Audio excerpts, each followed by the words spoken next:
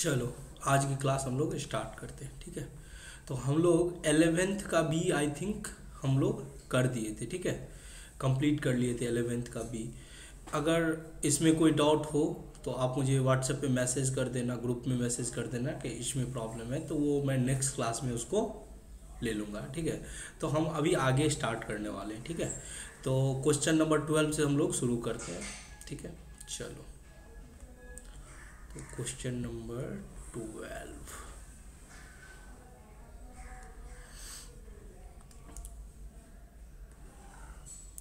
देखो। Question number 12 क्या है? Generalized the following transaction. हमें क्या करना है? जर्नल एंट्री तैयार करने हैं। क्या तैयार करने हैं? Journal entry.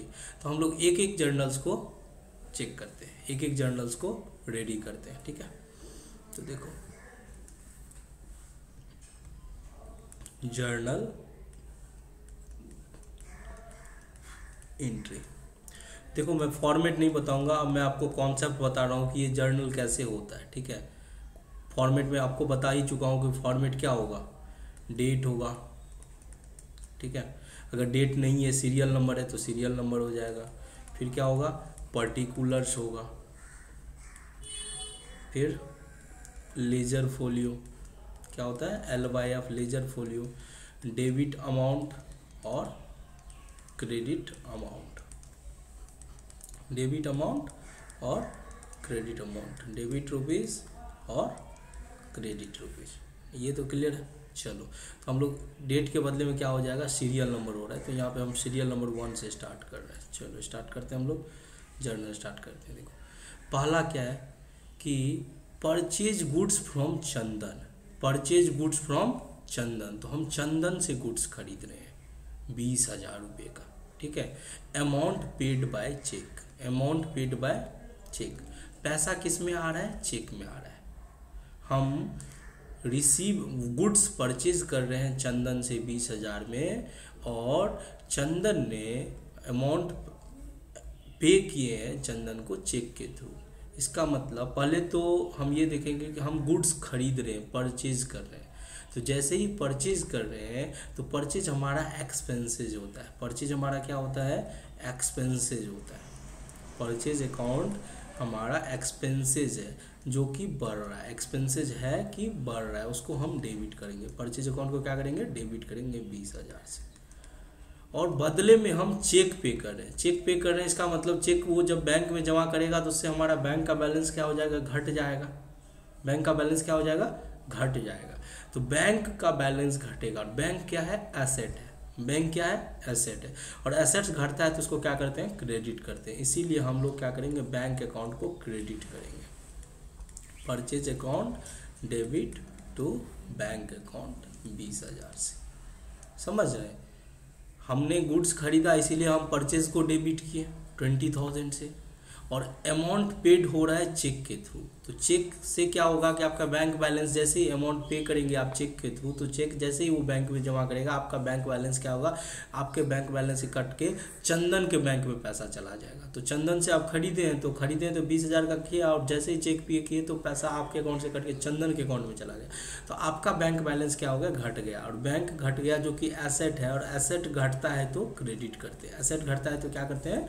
क्रेडिट करते हैं। नरेशन क्या लिखेंगे? Purchase goods from Chandan and paid amount paid by check.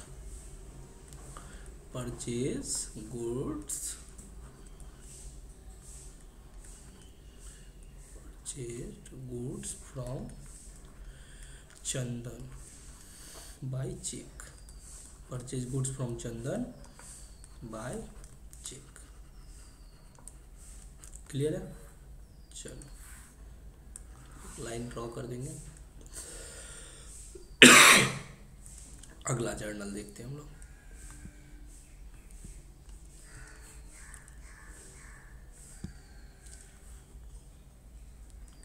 अगला जर्नल क्या? देखो कैश सेल 15,000 का है। Amount receive by cheque which was deposited in the bank. Cash sale कितना का है? 15,000 का। क्लियर लिखा है।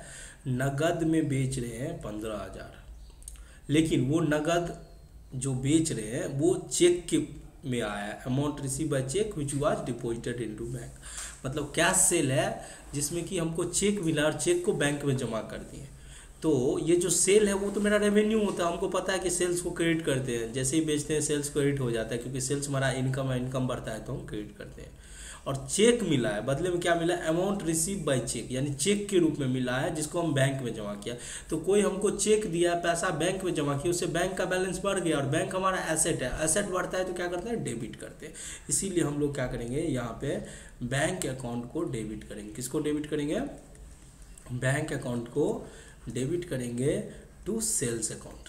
बैंक एक एसेट है, एसेट बढ़ा तो इसीलिए हम बैंक को डेबिट करें, और सेल्स हमारा इनकम है, सेल इनकम बढ़ता है तो उसको हम क्रेडिट करते हैं, तो इसीलिए 15,000 से बैंक डेबिट हो जाएगा, सेल्स क्रेडिट होगा। तो क्या लिखेंगे, being goods sold and being goods sold, बस इतना भी आप नरेशन लिख देंगे, आपका काम हो जाएगा। ठीक है, चलो तो हम लोग आगे बढ़ते हैं।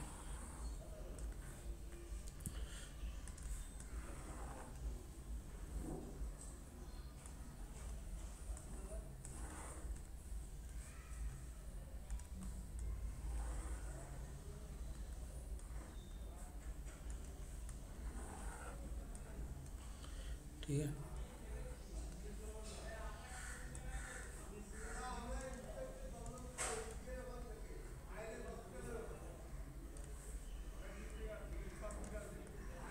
चलो तो हम लोग 2 एंट्री कर चुके हैं, अब थर्ड एंट्री की बात करते हैं। थर्ड नंबर क्या है, विड्रॉ फ्रॉम बैंक। क्या, विड्रॉ फ्रॉम बैंक, बैंक से 5,000 रुपया निकाले हैं पर्सनल यूज के लिए। बैंक से क्या निकाले हैं, 5,000 रुपया निकाले हैं पर्सनल यूज के लिए। देखो, अगर पर्सनल यूज के लिए कौन निकालता है, पर्सनल यूज के लिए व्यापार का ऑनर निकालता है, और व्यापार का ऑनर अगर कुछ पर्सनल यूज के लिए निकालता है उसे हम ड्रॉविंग बोलते हैं, उसे हम क्या बोलते हैं, आहरण बोलते हैं। तो आहरण से क्या होता है, हमारा कैपिटल बढ़ता है, आहरण से हमारा क्या होता है, कैपिटल घटता है, आहरण से कैपिटल घटता है, और कैपिटल घटता है तो हम उसको डेबिट करते हैं। आपको रूल्स, डेबिट और क्रेडिट का रूल्स पता होगा, इसीलिए मैं दोबारा नहीं पढ़ा रहा हूँ, फिर भी मैं बता देता हूँ कि एसेट और एक्सपेंसेस ये दोनों अगर बढ़ता है तो हम डेबिट करते हैं, और घटता है तो क्रेडिट करते हैं। कैपिटल रेवेन्यू और लायबिलिटीज ये तीनों बढ़ता है तो क्रेडिट करते हैं, और घटता है तो डेबिट करते हैं। ये रूल हमेशा आपको याद रखनी है।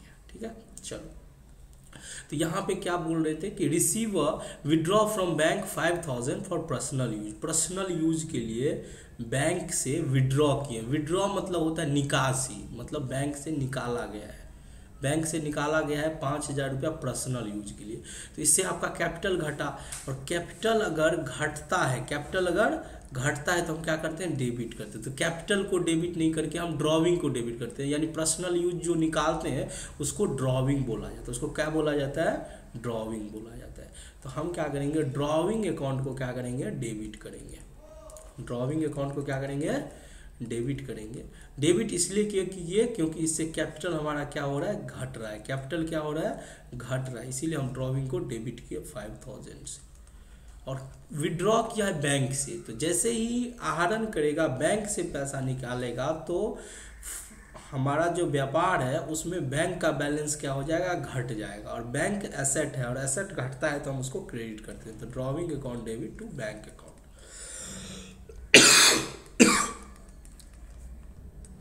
5,000। ठीक है, तो क्या लिखेंगे, being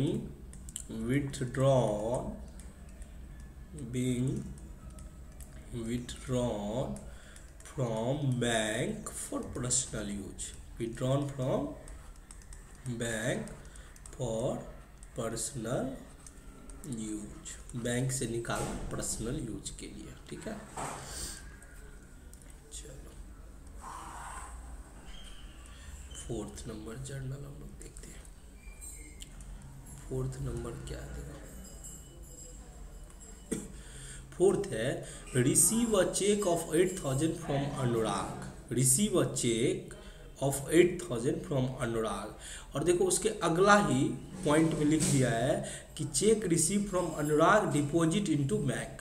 मतलब हम अनुराग से 8,000 का चेक रिसीव किए। 8,000 का चेक, चेक क्या होता है? एक कागज का टुकड़ा होता है। चेक क्या होता है? एक कागज का टुकड़ा होता है जो हमको मिला। उस कागज के टुकड़े को जब आप बैंक में जमा करोगे तो वो अनुराग के अकाउंट से पैसा निकल के आपके अकाउंट में आएगा, क्योंकि अनुराग से आपको चेक मिला है और चेक वो आप अपने बैंक में जमा किया। तो जब फोर्थ पॉइंट है, जब चेक आपको मिला तो समझिए वो कैश के रूप में एंट्री होगा। वो किसके रूप में एंट्री होगा? क्योंकि जब तक वो चेक बैंक में जमा नहीं होता तब तक आपका बैंक बैलेंस नहीं बढ़ेगा। लेकिन अनुराग ने जैसे ही चेक दिया तो अनुराग ने दिया तो अनुराग का बैलेंस क्या होगा? घट जाएगा। यानी कि अनुराग से हमको कभी न कभी पैसा पाना है, इसीलिए अनुराग से हमको चेक मिला है। तो अनुराग से पैसा पाना है जो कि मिल गया। तो अनुराग इसका मतलब हमारा डेटर था और डेटर मिल गया तो डेटर हमारा कम हो गया, एसेट कम हुआ तो उसको क्रेडिट करेंगे। तो यहाँ पे चेक अभी मिला है, चेक जमा अगले पॉइंट में किया। तो जब तक चेक जमा नहीं किया वो कैश के फॉर्म में रहता है। किसके फॉर्म में रहता है? कैश के फॉर्म में। तो कैश अकाउंट डेबिट करेंगे 8,000 से टू अनुराग, क्योंकि अनुराग से मिला है। इसका मतलब है अनुराग हमारा डेटर था जो हमको पैसा दिया है, जिससे हमारा एसेट घटा है। हमारा एसेट घटा है, यहाँ पे एसेट बढ़ा है। ठीक है, तो हम लिखेंगे being cheque receive from Anurag. Being cheque receive from Anurag. Being cheque received from Anurag. ठीक है, आगे देखते हैं 5th नंबर पॉइंट। अब इसमें क्या हुआ? वो चेक हम बैंक में जमा किए। जो अनुराग से जो चेक मिला वो क्या किए? बैंक में जमा किए। तो ये जो कैश हम डेबिट किए वो घट जाएगा। और अब आप बैंक में जमा कर दिए तो अब आपका बैंक बैलेंस क्या हो जाएगा? बढ़ जाएगा। Bank account debit to cash account. ठीक है, 8,000 क्या लिखेंगे? Being cheque deposited into bank. Being cheque deposited into bank. Being cheque deposited into bank. ठीक है, क्लियर है? चलो, तो ये चीज देखो थोड़ा सा कन्फ्यूजन जरूर होगा इसमें आप लोगों को कि देखो अगर चेक आज मिला और आज के डेट में आज का आज ही जमा कर दिए तो आपका बैंक बैलेंस बढ़ जाएगा। लेकिन क्या हुआ? चेक आज मिला लेकिन उसको जमा आज नहीं करके 2-4 दिन बाद किए, तो उस केस में क्या होता है? जब चेक मिलता है तो उसको कैश के रूप में ट्रीट करते हैं। जब वो चेक बैंक में जमा हो जाता है तो उससे बैंक का बैलेंस बढ़ जाता है और कैश का बैलेंस घट जाता है। तो इसीलिए जब चेक मिला तो मैंने देखा अगले ही पॉइंट में लिखा था कि चेक जमा किए हैं बैंक में। इसका मतलब चेक उस दिन नहीं जमा किए, तो जब चेक मिला तो कैश अकाउंट डेबिट अनुराग कर दिए और फिर जब अगले दिन जब बैंक में जमा करने गया तो बैंक का बैलेंस बढ़ गया तो bank account debit to cash account कर दिए। ठीक है, चलो आगे हम लोग बढ़ते हैं। आगे क्या है? Rent paid by cheque. Rent paid by cheque. तो देखो रेंट पे किए तो रेंट पे करना हमारे लिए खर्चा है। रेंट पे करना हमारे लिए क्या है? खर्चा है। तो रेंट अगर हमारे लिए खर्चा है तो खर्चा को हम क्या करेंगे? डेबिट करेंगे। सिंपल बात है, अगर खर्चा है तो खर्चा को क्या करेंगे? डेबिट करेंगे। यानी रेंट अकाउंट को क्या करेंगे? डेबिट करेंगे। रेंट अकाउंट को क्या करेंगे? डेबिट करेंगे 2,000 से। लेकिन वो चेक से पे किए, तो जैसे ही हम चेक काटे होंगे तो बंदा जब बैंक में जमा करेगा तो हमारा क्या होगा कि वो बैंक का बैलेंस घट जाएगा। तो पे किए हैं चेक से तो बैंक अकाउंट क्या हो जाएगा? क्रेडिट होगा, क्योंकि हमारा बैंक बैलेंस क्या होगा? घट जाएगा। और रेंट एक खर्चा है। रेंट क्या है? एक एक्सपेंसेज है और एक्सपेंसेज बढ़ता है तो हम उसको डेबिट करते हैं। और चेक के थ्रू पेमेंट किए तो हमारा बैंक बैलेंस क्या हो गया? घट गया। तो नरेशन लिखेंगे being rent paid by cheque. Being rent paid by cheque. ठीक है, चलो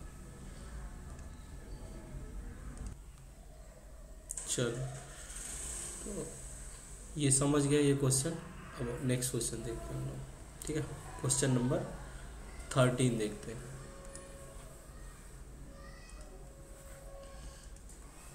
ठीक है, चलो क्वेश्चन नंबर 13 क्या है? Generalized the following transactions. Generalized the following transactions, जिसमें कि कौन सा ईयर का ट्रांजेक्शन है, 2019 का। तो डेट में क्या होगा, चलो date particulars debit amount credit amount, debit amount और क्रेडिट अमाउंट, ठीक है। चलो अब देखो यहाँ पे रुपीज़ लगा देना। आज तुम लोग का छोटा ही क्लास होगा क्योंकि आज मेरे पास थोड़ा समय कम है, ठीक है। कल से तुम लोग का रेगुलर क्लास होगा। आज थोड़ा सा इशू है, ठीक है। आज मैं आया ही हूँ पुणे, तो उसमें थोड़ा सा दिक्कत हो जाएगा। अभी तुरंत मैं तुम लोग के लिए क्लास स्टार्ट कर रहा हूँ। चलो तो 2019 का ट्रांजेक्शन है। कोई भी दिक्कत हो फ़ोन करके बात कर लेना, ठीक है। हम लोग कोई भी इशू होगा तो हम लोग हैंडल कर लेंगे। और कल से आप लोग का अच्छे से क्लास होगा। आज थोड़ा मैं डिस्टर्ब हूँ तो इसीलिए फिर भी मैं 1-2 क्वेश्चन बता देता हूँ, बट कल से हम लोग पूरा अच्छे से क्लास करेंगे, ठीक है। एकदम टाइमली बेसिस पे आपका एक दिन पहले मैं क्लास रेडी करके भेज दूँगा और थोड़ा सा भी डिले नहीं होगा। और एक भी क्वेरी आप लोग को आने नहीं दूंगा, मैं उस तरह से पढ़ाऊँगा। हाँ, फिर भी अगर कोई क्वेरी आता है तो हम लोग उसको सॉल्व करेंगे, ठीक है। चलो तो 2019 का जुलाई 3 को क्या ट्रांजेक्शन है, पेड इनटू बैंक, बैंक में पे किया, बैंक में पे किया। क्या है, पेड इनटू बैंक, बैंक में पे किया। इसका मतलब क्या है, बैंक में जमा किया। पेड इनटू बैंक बोले या डिपॉजिट इनटू बैंक बोले, बात सेम है। तो अगर बैंक में पे किया यानी बैंक में जमा किया तो बैंक का बैलेंस बढ़ गया, बैंक अकाउंट बढ़ गया। तो बैंक अकाउंट क्या करेंगे, डेबिट करेंगे। और पे किए, क्या किए, पे कैश पे किए होंगे तो कैश अकाउंट क्या हो जाएगा, घट जाएगा। कैश अकाउंट क्या हो जाएगा, घट जाएगा। बैंक का बैलेंस बढ़ा तो डेबिट किए, कैश का बैलेंस घटा तो क्रेडिट किए। कितना से, 15,000 से। नरेशन में आप यहाँ पे लिख सकते हो being cash deposited into bank, cash paid into bank या cash deposited into bank same है। Cash deposited into bank, being cash deposited into bank, ठीक है। चलो आगे हम लोग अगला ट्रांजेक्शन जुलाई 5 को है। अगला ट्रांजेक्शन क्या है, जुलाई 5।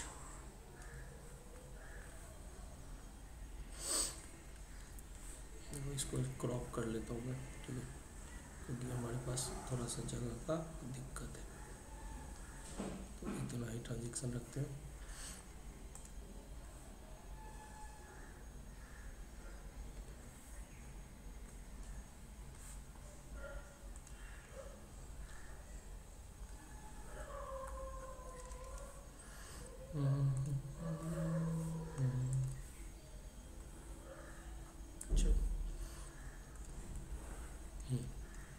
तो जुलाई 5 को ट्रांजेक्शन है, क्या करेंगे देखो, जुलाई 5, ठीक है। सोल्ड गुड्स फॉर कैश, क्या है, sold goods for cash 8,000, sold goods for cash 8,000, paid into bank 5,000।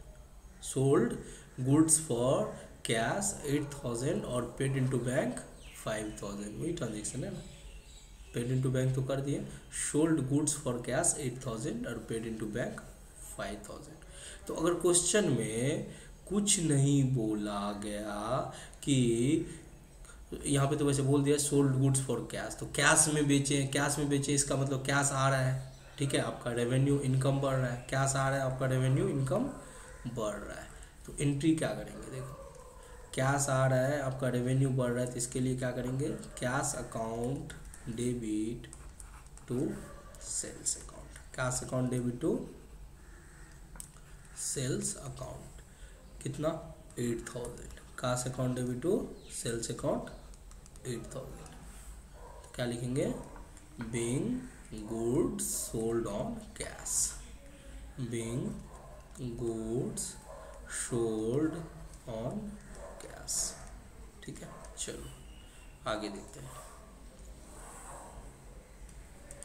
देखो अगला भी ट्रांजेक्शन जो है ना वो 5 तारीख को ही है। यहाँ पे कुछ नहीं डेट है, इसका मतलब 5 तारीख को ही है। पेड इनटू बैंक 5,000 इसका मतलब है जुलाई 5 को ही है बैंक में पे किया, इसका मतलब बैंक में जमा किया, बैंक का बैलेंस बढ़ेगा।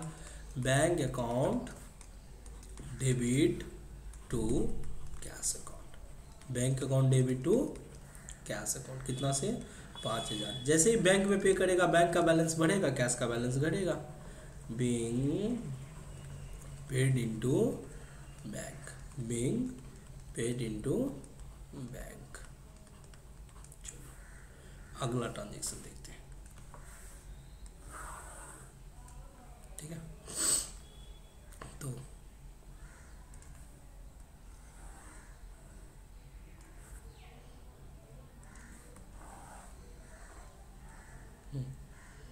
पेड इनटू बैंक तो हो गया। अब अगला ट्रांजेक्शन है 10 तारीख को। कौन से तारीख को? 10 तारीख को, जुलाई 10। क्या है? Purchase goods from Sandeep worth ₹2000 and give him a cheque for the amount. मतलब हुआ संदीप से गुड्स खरीदे, संदीप से गुड्स खरीदे 2000 का और उसको चेक दिए। उसको क्या दिए? चेक दिए। तो गुड्स खरीदे तो परचेज किए, तो परचेज हमारा एक्सपेंसेस है, बढ़ता है, उसको हम क्या करेंगे? डेबिट करेंगे 2000 से। उसको क्या करेंगे? डेबिट करेंगे 2000 से। और उसको बदले में चेक दिए, चेक देने से हमारा बैंक का बैलेंस घटेगा, तो इसीलिए बैंक को हम क्या करेंगे? क्रेडिट करेंगे। बैंक को क्या करेंगे? क्रेडिट करेंगे। तो हम क्या लिखेंगे? Being goods purchase by cheque, being goods purchased by cheque, being goods purchase by check.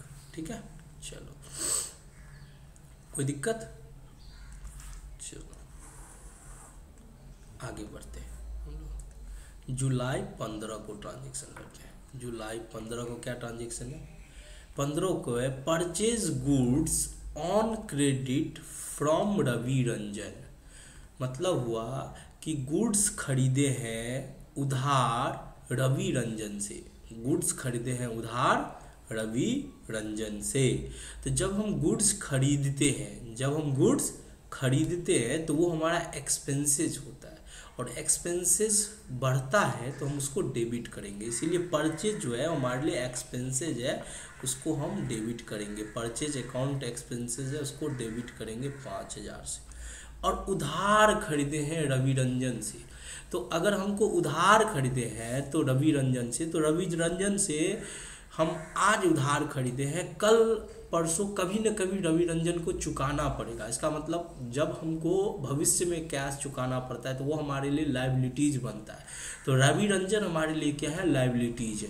और लायबिलिटीज बढ़ता है तो हम क्रेडिट करते हैं, इसीलिए रवि रंजन को क्रेडिट करेंगे। और मैं बता दूं कि अगर जिससे हम गुड्स उधार खरीदते हैं उसको क्रेडिटर बोला जाता है। उसको क्या बोला जाता है? क्रेडिटर। तो रवि रंजन हमारे क्रेडिटर है, जो कि लायबिलिटीज है। रवि रंजन हमारे क्या है? क्रेडिटर है, क्रेडिटर है। लायबिलिटीज है, इसीलिए इनको हम क्रेडिट करेंगे 5000 से। नरेशन लिखेंगे being goods purchased from Ravi Ranjan, being goods purchased from Ravi Ranjan, being goods purchased from Ravi Ranjan. ठीक है, चलो अब बात करते हैं जुलाई 20 की। किसकी बात करते हैं? जुलाई 20 की। जुलाई 20 को कौन सी ट्रांजेक्शन है? देखो,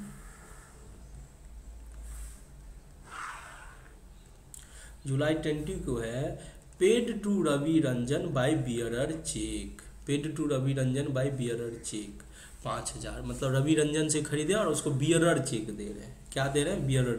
देखिए बियरर चेक जो होता है ना, वो कैश के रूप में होता है। वैसे मैं चेक के फॉर्म को अभी आप लोग को नहीं पढ़ाया हूँ, वो मैं 1-2 दिन में पढ़ा दूंगा कि चेक कितने टाइप के होते हैं। लेकिन जब बियरर चेक की बात करें तो इसकी खासियत क्या होती है बियरर चेक को, कि ये जिस व्यक्ति के पास रहता है वो उसको कैश में जाके कन्वर्ट करा लेता है। मतलब मान के चलो मेरा चेक, बियरर चेक कहीं रास्ते में खो गया और वो अगर आपको मिल गया तो आप उसे चाहेंगे तो बैंक में जाके कैश में कन्वर्ट करा सकते हैं। इसीलिए इसको बोला जाता है कैश चेक, यानी कि बियरर चेक का मतलब हुआ कैश है आपके हाथ में, मतलब जिसको हाथ में मिल गया समझो वो उसे कैश में कन्वर्ट करा सकता है। तो इसीलिए जब रवि रंजन को हम बियरर चेक दिए तो इसीलिए रवि रंजन अकाउंट डेबिट होगा टू कैश होगा, ना कि बैंक होगा।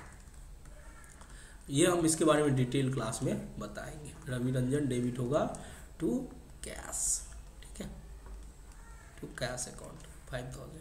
देखो आज मेरे पास थोड़ा सा समय का अभाव है क्योंकि मैं आज आया ही हूँ, आज पहुँचा ही हूँ, तो मैं तुम लोग को कल से अच्छे से क्लास दे पाऊँगा और अच्छे से पढ़ा पाऊँगा, ठीक है। आज आया तो तुम क्लास कर लेना। इंग्लिश का भी मैं क्लास ऑलरेडी रिकॉर्ड करके भेज चुका हूँ, तो तुम लोग का इंग्लिश का भी क्लास टाइम पे कर लेना। लेकिन आज के लिए अकाउंट्स बस इतना ही, कल से हम लोग अच्छे से क्लास करेंगे, ठीक है। टाइमली एकदम टाइम पे तुम लोग का क्लास होगा। कोई भी डाउट हो मुझे बताना, क्लास कंप्लीट हो जाए, क्लास जैसे ही कंप्लीट हो तो मुझे कॉल करके पूछ सकता है, तो मुझे व्हाट्सएप पे मैसेज कर सकता है। और जैसे कि आज के क्लास में तुमको जो कुछ समझ में नहीं आया बस तुम ये बोल देना कि इस जर्नल का मतलब इस क्वेश्चन का इस डेट का जर्नल समझ में नहीं आया, मैं तुमको कल अच्छे से समझा दूंगा, ठीक है। चलो, तो thank you for the classes, wish you all the best, will meet you tomorrow, bye bye. चलो ये नोट कर लेना।